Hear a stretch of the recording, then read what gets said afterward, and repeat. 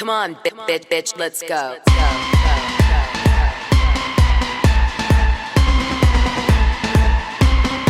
Come on, get ready, bitches. You haven't seen nothing yet.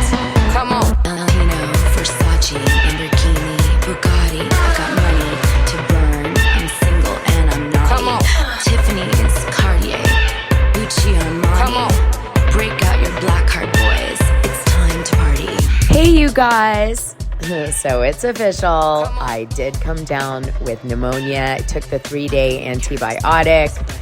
And thank goodness that part of the infection, if that's what pneumonia is gone. But it was a doozy, and I still have a cold, even after the antibiotics. Crazy. It's been freezing where I am. It's like so cold. I'm in Florida right now, and it's 40 degrees. I mean, is this for real? Like, what is happening? As I mentioned, when J-Lo's hairstylist died of pneumonia, in LA after going to Dubai, and I got pneumonia and it was so strong. It's like, it feels like there's this more intense strain of pneumonia going around. Either, it can be viral or bacterial, depending. I had a bacterial one, but it's like, there's definitely it feels like an increase in it or something. Now, I looked at CDC's website again because I keep watching it going, what is going on? And it does seem to be after COVID that this all occurred, potentially because everybody was locked inside. And, then when they started interacting, it created all of these intense strains of things, or it also could be, I suppose, other things causing this. But it was really, again, shocking to me to find out the timeline of Gene Hackman's mysterious death, which I was waiting to cover because of the fact that they didn't have enough information and there was misinformation surrounding the investigation initially released, especially as it related to the dog who passed away. So what they did find out, which you may or may not have heard by now, is that Betsy Arakawa Hackman died of antivirus pulmonary syndrome, which is this weird respiratory virus that develops into pneumonia, if you look into it carefully, and it kills 40% of the people. And it comes from an animal, specifically rats. This is very similar to the, weird pneumonia that I wondered, if you recall, if J-Lo's hairstylist had encountered. Because if you remember, the weird pneumonia that is in Dubai that kills people comes from camels. Well, it turns out this weird pneumonia comes from rats. And Betsy Hackman suddenly got this very rare antivirus pulmonary syndrome, which they believe may have acquired from cleaning an area with rat feces in it. Potentially they had outhouses on the property, that or a garage or something. But again, isn't it odd that another kind of animal jumping, like COVID, respiratory infection, which is lethal, is coming out of animals, and we're starting to see them here and there? I don't know. For me, I would just stay in high alert if you guys get sick. Needless to say, they built up a timeline, which it looks like what happened was Betsy Hackman developed this antivirus pulmonary syndrome very quickly. So she was active leading up to the days they saw her around town running errands right before she appeared to have died on February 11th. So whatever this was, it came in out of nowhere, and really she got sick suddenly. And so sick that it looks like she was trying to take medicine that she thought maybe it was related to her thyroid, why she was feeling so ill, because she didn't know, obviously, that she had hantavirus because it's so rare. She probably thought maybe I'm having a thyroid issue or something, or I have the flu. And whatever it was, she started taking her medicine. It made her so sick that she probably passed out. The pills fell everywhere around her, and she died, probably laying on the floor. I mean, that part of it is so strange. Now, her dog was locked up in the closet in a kennel. That was her favorite dog. that always was around her and so probably wanted to get on her lap all the time, and she wasn't feeling well. So maybe she locked the dog up just to kind of get some relief from the dog while she was dealing with not feeling well. Or maybe she kenneled the dog at night and it happened early in the morning before she had let him out to feed him. And, this is kind of the image that we're left with. And the dog, because it was locked up, couldn't escape out of the house. There was a doggy door to get food or water, so it died by being locked up accidentally. Obviously, no intention from Betsy, who loved the dog dearly. Now, they believe what also happened was that Gene Hackman, who had already a pacemaker from a cardiovascular disease, was wandering around the house because he also was 95 years old and had severe Alzheimer's, which means he might have gotten confused when his routine wasn't its typical routine. And so it might have intensified his Alzheimer's. Like, I can't find Betsy. Where's Betsy? And he doesn't make the association that Betsy's dead in the bathroom and he can't find her in the property. And then he thinks like maybe she left him or something, and he stops eating or forgets to eat. And then he just wanders around the house. Maybe he even thinks Betsy's asleep on the floor. Who knows? Because again, when you have Alzheimer's, you can tell your own narrative of what's happening. You can forget things 5 minutes before you see her, you go, oh no, and then you forget again.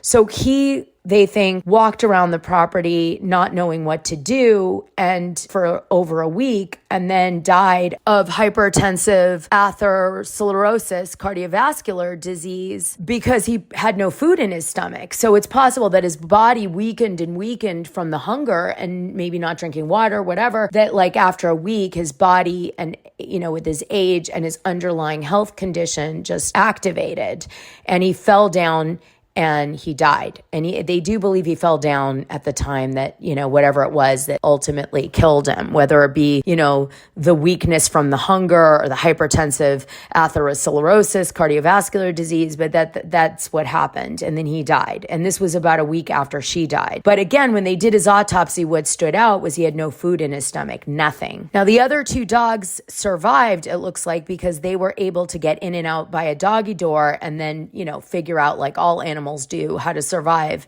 if they're abandoned, right? They find water somehow in nature. They find food out there. So this is what they think went down. Now, there's a few things that are still a little odd. Number one, they had just gone out 3 weeks before with friends of theirs in town. And the way the friends described the dinner, both of them were alert, present, in a great mood, feeling fine. And they didn't really describe Gene Hackman as in severe Alzheimer's. They were describing him as telling stories and super sweet, and she was fine, which is interesting from the perspective that like whatever this sickness was, it came in like gangbusters. The other thing is that was interesting is that she died around February 11th, and I kind of wondered why no one flew down to check on them. Like if I didn't hear from my parents for 2 or 3 weeks after reaching out to them a few times, like I would just get in a car and go over there, or I would call a cop and say, can you do a welfare check? And so maybe Gene Hackman and Betsy, were very independent from their family. They didn't touch base that much. It's possible. But that was kind of interesting to me, I suppose, in the whole thing. It's a reminder that like if you have elderly parents, whether or not you're close to them or not, you probably should make sure you touch base with them once a week in some way or another to make sure that they're okay, right? Because of their age, if nothing else. You don't have to be like having a deep conversation, but like, hey, how's everything? Okay, bye. Now, the CDC is going to study Betsy because, believe me, this was disturbing to them that she died of hantavirus pulmonary syndrome. Cases are minimum, but they happen in Colorado, New Mexico, Arizona, California, and Washington mainly. And you need to just make sure that if you're around a lot of fecal matter to do with rats or urine, you need to wear like a mask and clean, that up safely, or hire someone to clean it because it's toxic. So that's it. Don't just, go out there with your broom and clean it. Certainly if you've done that, you didn't get sick, you made it out okay, no problem. But in the future, like don't do that again, because you never know if you just happen to get in contact with one that has this virus and you'll catch it, and this could happen. So takeaways: don't clean up rat stuff yourself if you can help it, especially in the areas I said. Keep an eye if you get sick, get right on it right now. And thirdly, check in on your parents once a week, even if you don't talk to them often, just to say, no, they're all right, right?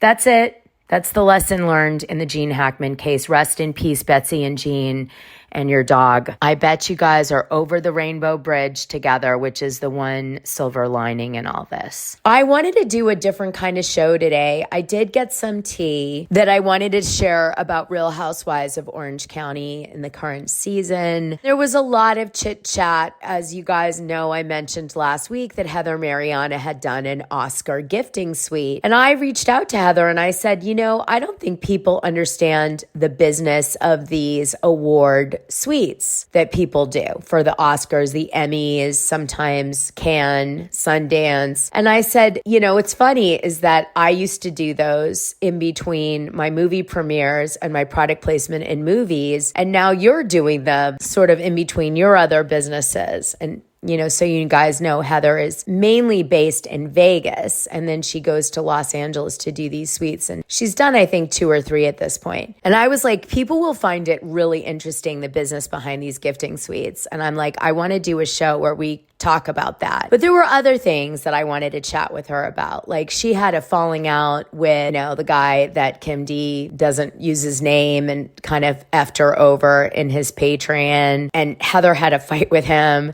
And I wanted to have her tell the story. And then also, I wondered if she had heard any gossip from any of the reality stars anon she could share, because I did. And I wanted to share that with her, like I said, about Orange County. Also wanted to see if she had any moments that really stood out to her in any of her gifting suites so far. I have a story which I've told in the Patreon, but the old Patreons have probably forgotten it by now, and the new Patreons won't have heard it. So, because people don't go that far back, but there's some really juicy early episodes of Dishing Trauma. Dana, if you guys haven't done that, it's worth it. But anyway, this story was about Britney Spears, who came to my gifting suite at the Liberace penthouse in Los Angeles. So I thought she'd get a kick out of hearing that story. But before I get her on the pod, did you see Shannon Bedore, Dolores, and Teresa doing an interview? And they were together. Seems like a weird pair, but they were together because they're doing this promotional cruise together. And so that's why I think they were out and about,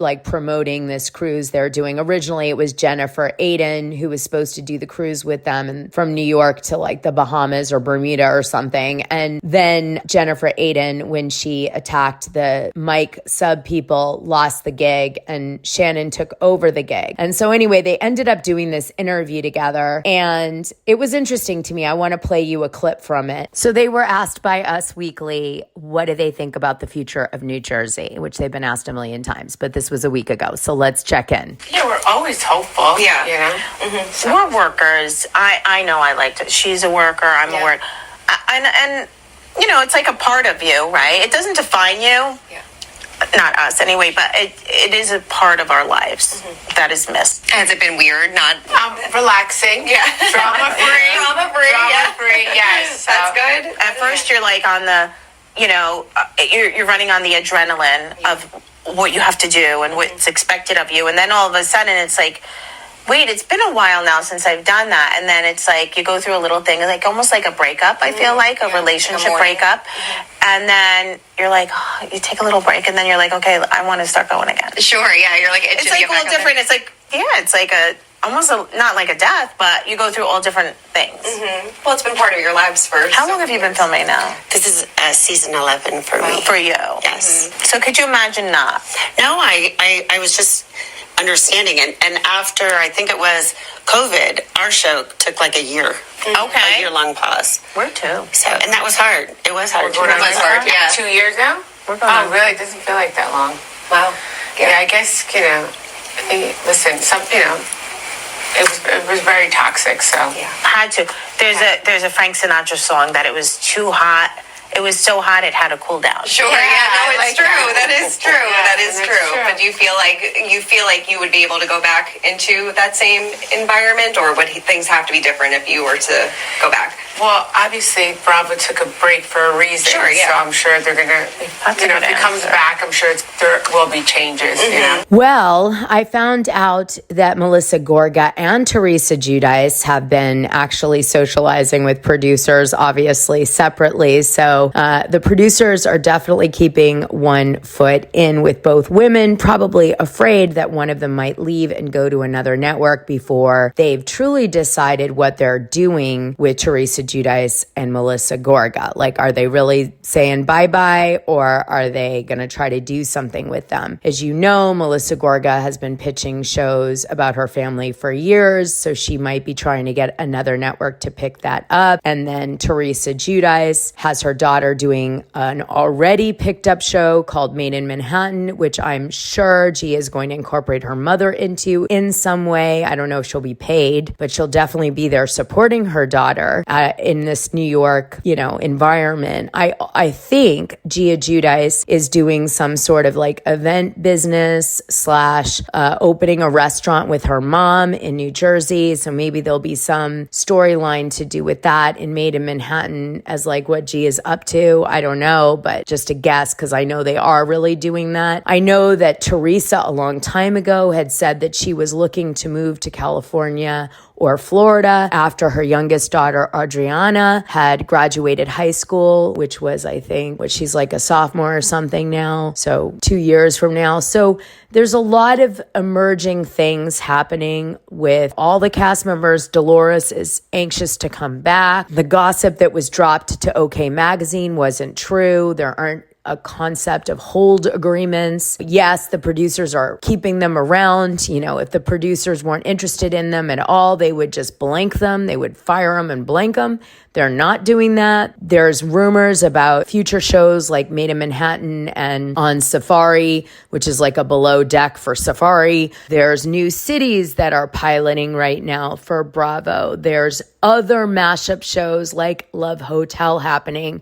I know that there was some sort of family version of Traitors in development right now for Bravo, where they were going to take either like a mother and a daughter, a sister and a brother. I don't know how it all operates, but whatever gives them probably the biggest casting pool, but kind of bring that family element of betrayal into a Traitors contest environment. So there's a lot at work here and a lot of opportunities for these OGs to be used in other ways. So the producers are like, I think, telling them like, cool your jets before, you do something with, let's say, Netflix or Hulu or somebody like that. Dolores has made it known that she wants to go back to New Jersey, that she hopes the Legacy show comes back in some way or another, although it looks very unlikely at this point. I think Andy probably would like to start fresh. I'm thinking with a new city is probably what's going to happen. I do know that they have been casting in New Jersey for a reboot. I always say it. I have it posted if you guys want to apply to it on my Instagram, Wilkie_Dana. It's in the post. Just keep going down. You'll find it. They are casting, but I don't think it's for Legacy. I think it's for a reboot. They are definitely starting to gear Bravo's content to a younger audience. We're seeing it more and more. Shows like Summer House and Winter House have been big hits for them. The Made in Manhattan show was obviously designed at that younger demographic. Southern Hospitality, Denise Richards and Her Wild Things, where, to be perfectly frank, yes, Denise Richards is the anchor of the show, but the show was developed for her two daughters. Don't kid yourself. I think they want to get those advertisers that are maybe not 45 plus or like that 20 to 30 generation, because there's a group of brands that are very wealthy that want to target those people. And although the 40 plus year olds have expendable income and are more likely to buy per demographic research, and they're watching Housewives, Bravo may see an untapped market for their advertising dollars in this younger genre, which a new Jersey would address. And the fans can't really imagine New Jersey without Teresa or Melissa, but the truth is Bravo can. So anyway, bringing it back home again, I think they're keeping these ladies around for mashup shows. Just my gut. By the way, remember they're launching Sir Rules soon. Again, I don't know what's taken so long, but Sir Rules is the Vanderpump Rules replacement show. And that's going to be a new group of young people too. Again, targeting that younger demographic. The business behind entertainment is so important for the fans to get because it really explains so much about the decision on their important shows that they love and the cast members, which is something you're going to hear more about later in the show today, along with the tea that I got on OC. By the way, congratulations to Real Housewives of Salt Lake City. Monica Garcia, she just announced her pregnancy. She is having a baby with her boyfriend that she met on the show during the ski scene with Heather Gay. They had lost a baby. They have a baby that they decided to have together, and a second baby. And it looks like she's moved into a new house that they're redoing. So she looks really happy. Congratulations to her on that success.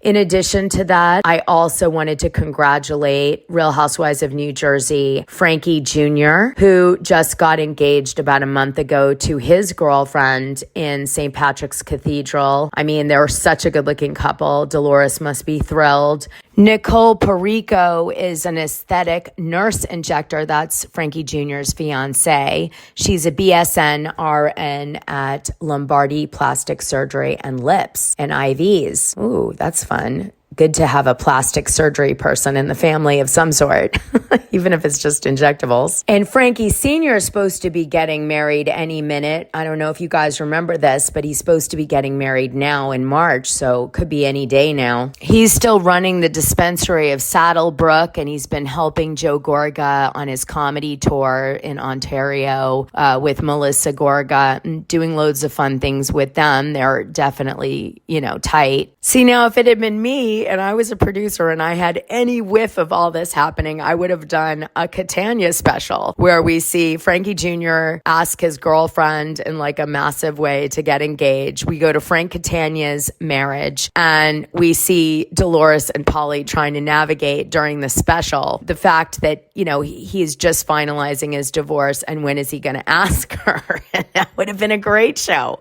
Not like a full season, just like a special. Okay? It would have been awesome.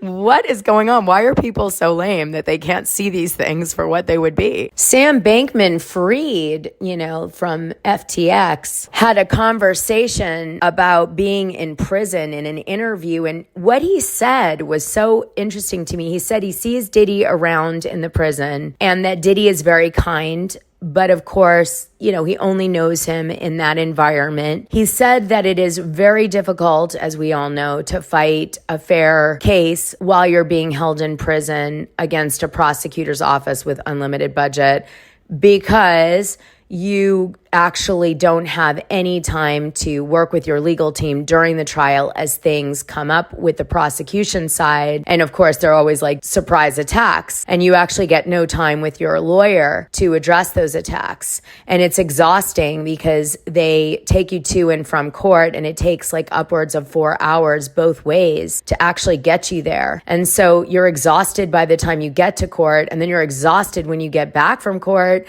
and you have no time to speak to your legal team. He said that he hadn't been attacked in prison, that, the people there were trying to do the best they could with the environment that it was. He said the toughest part of prison is there's nothing to do and no electronics, and that all he really can do is read books and work on his legal case. He said the most minor things that matter to people become really important because you have so very little in prison. So you have to respect that it's a completely different dynamic there. That's it. It was kind of sad, actually, just the potential of him. And I guess there's a part of me that I think he should be punished, but not for 25 years. I think that's a bit much. The kid was, in his early 30s when he made this horrific mistake, especially since a U.S. judge authorized that FTX had a plan to pay all of the people back. It just was going to take time. So, in essence, in a very volatile industry and sketchy AF, crypto, period. I don't care. It is. You know, people are still getting their money back in this whole thing. So I feel like once the people are truly paid all their money back and he's served, let's say, maybe 10 years for this, which is a big ass whack on any human being. He'll be 43. He would be, you know, in his early 40s to come out, and that it could really benefit society to have a guy that smart being utilized properly, understanding that being a disruptor, which everyone loves, ooh, disrupt. But, you know, disruption can end up making you $100 millionaire or putting you in jail. Hard to know the difference. Kind of like Robin Hood. Is he a good guy? Is he a bad guy? He's a robber, but he's stealing from the rich and giving to the poor. So is he a philanthropist? I don't know. But listen, it's gray out there. And a lot of kids are making mistakes because they're listening to people like Andrew Tate. By the way, doing a deep dive on Tristan and Andrew Tate in the Patreon coming up. It's juicy AF. You're going to love it when I tell you their business. But the point is, I think the justice system needs an overhaul with its true intention, which is justice. I mean, like, you know what I wrote the President of the United States?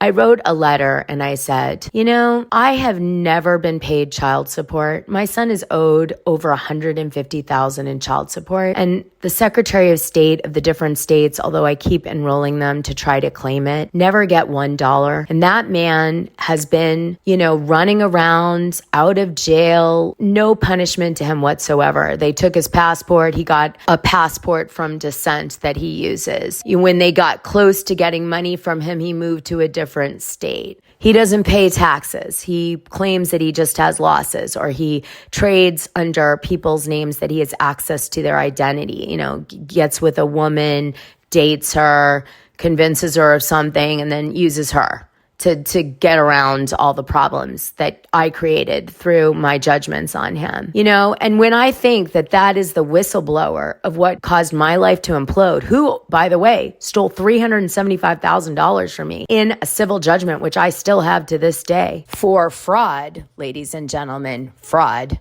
on top of the child support he never paid. I think to myself, that's your whistleblower? To me? A guy who stole all my money and my kid's money and never took care of his child, and the paternity wasn't in question at all. He wanted the kid. He was in the kid's life till kid was 1.5 years old. That's your hero? And he lied and wasted taxpayers' money in his allegations against me, which ended up all being disproven and changed to one, misprision, all in the hopes to avoid this liability, using and weaponizing the justice system. It devastates me. It devastates me. And you know what's crazy is my attorney wrote me a letter at the end of the whole thing, and he said to me that I don't believe the prosecutor would have taken this case had they bothered to help you get to them, to do a meeting to discuss what happened, and realized everything before they took the case, and they couldn't drop it at that point, because actually if a prosecutor takes a case and drops it, it damages their reputation within their office, and there is, I think, even a financial whack to them in some way, or I don't know if it's reputational or financial, but there's some punishment for prosecutors when they take a case and they don't follow it through to the end or win, which is really messed up, but they're measured in some way on that. And he was like, I think they probably wouldn't have ever taken the case. And I'm like, well, that's all great and good, but you know, my ex is laughing and my son and I are the ones who got destroyed by it. And you know, I'm glad they could get some sort of win with the misprision that I should get. It's really sucky. But a lot of law enforcement and prosecutors and people that come out of that industry all agree that the system is flawed. It isn't just people who have been touched negatively by it like me, but it's also people that, you know, are in the business and they see how unfair things were. I mean, one of the biggest advocates I've ever met for a changed justice system are many prosecutors from the justice system when they go into defense law. It's just they can't get over how things are done, you know, and it's just all very confusing. There's definitely different levels of law and prosecution depending on wealth and status, and it just shouldn't be the case. Well, anyway, Sam Bankman, hoping that maybe Elon Musk might put a good word in for him and get him a pardon. Could happen, you know, if he agrees to work the next 20 years for the government. All right, on that note, we'll move on. Thanks for listening. I'm going to now get into it with Heather Marianna. Let's find out how her Oscar suite went. Heather. Hi. Oh. Put your sexy voice on. Hi, everybody. So everybody's been talking about your Oscar gifting suite that you did. We've had millions of impressions on Instagram. It's crazy. Congratulations on these gifting suites you're doing. Now, you know, I used to do gifting suites, which is why I was so excited to talk to you about this. You know, I don't do them anymore, but like, I feel for you because I know how much work is involved in these, you know, Oscar, Emmy, Grammy, Sundance, Cannes gifting suites. Yeah, it's crazy. I didn't even know that you used to do gifting suite. You know the work that goes into this shit. It's not easy. No, it's not easy. It's really hard and it takes so much coordination. I used to do them in between product placement in movies and movie premieres.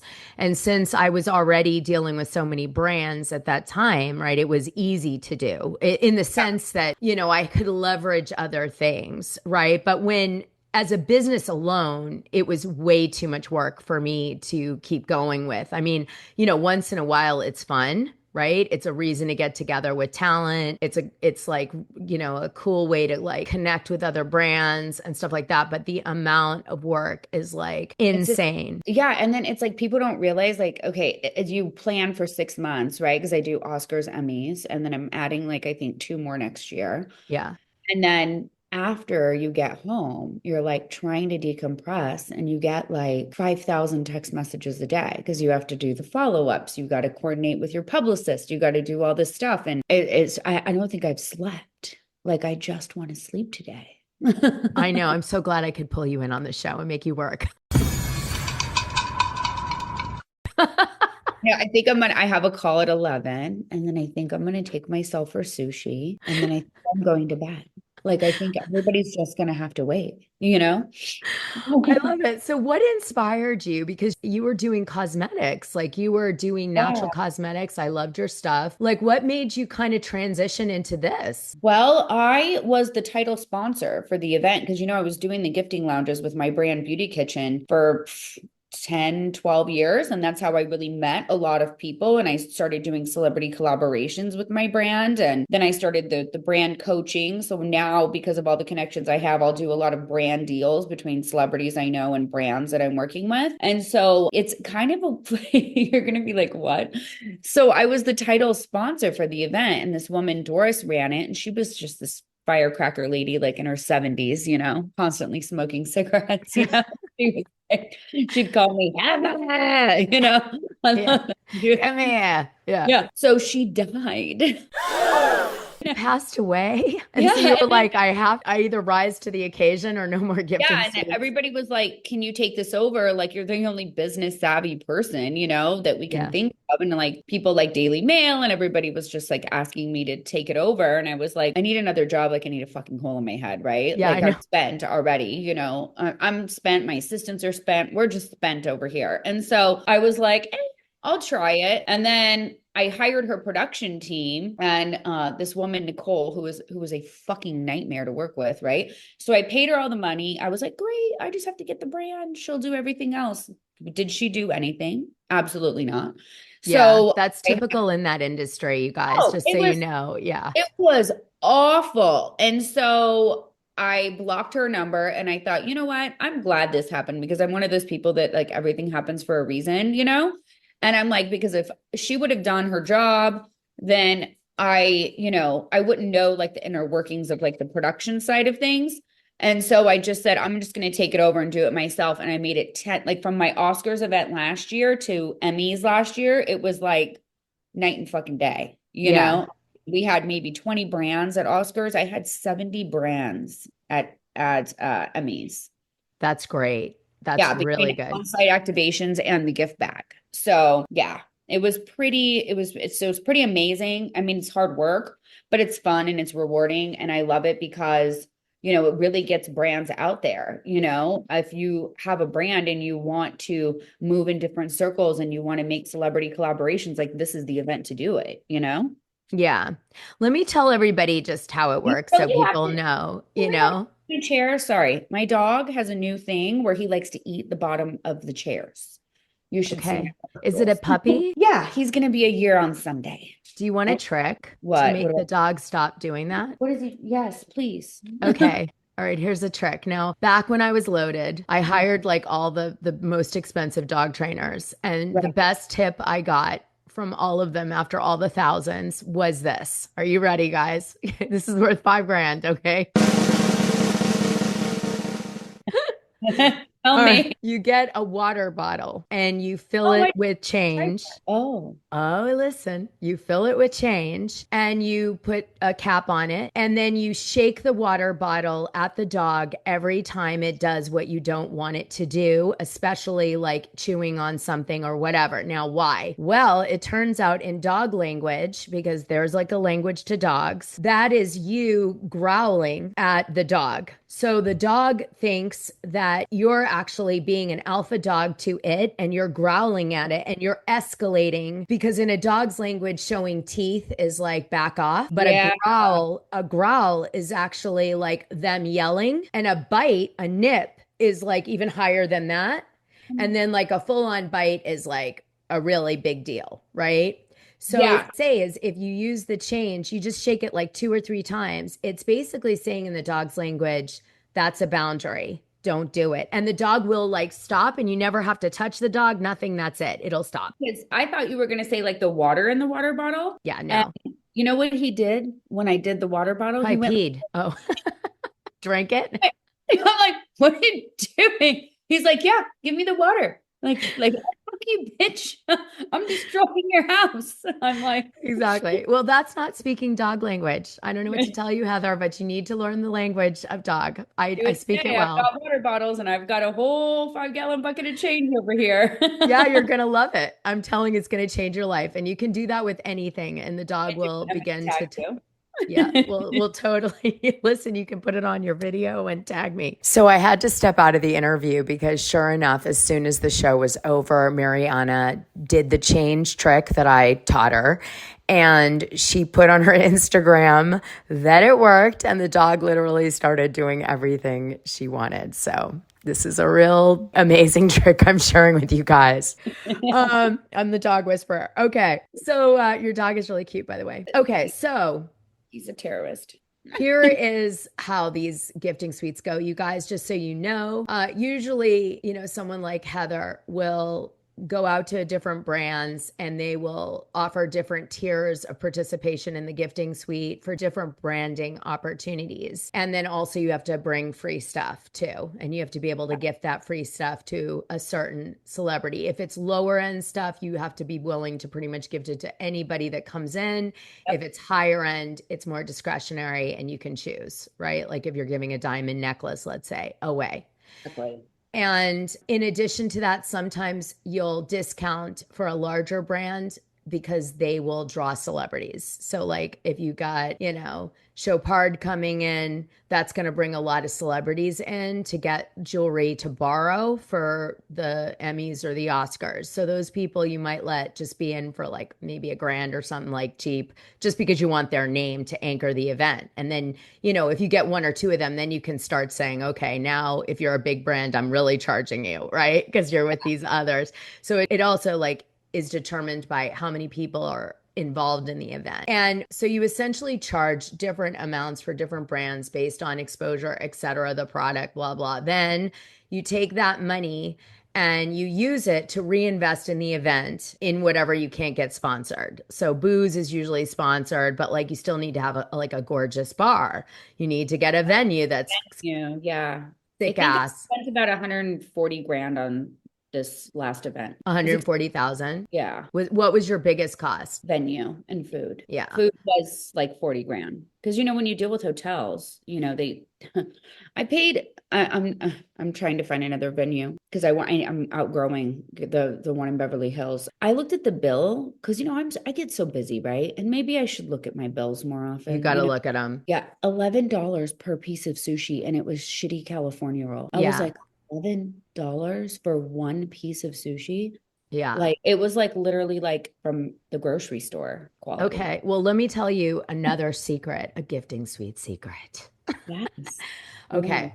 So hotels are great for talent. Okay. So the only reason you do a hotel, because they're going to be really, really expensive, is that it will draw talent to a hotel because a lot of them have to be in the particular like 4 hotels that are around in, Beverly Hills, that are around where the awards are happening. So it's convenient, and it's like they got to be there for somebody else. They're getting styled by Joe and he's in that hotel. And so they'll go and they'll be like, well, while we're here, we'll stop by the gifting suite. So the people think it's convenient. So that is definitely a draw. But my secret is, the first thing that I always did was in my branding gifting suites is I would look for a partner. So what I used to do is I would bring in a partner that had a cool venue that was also like strategic, right?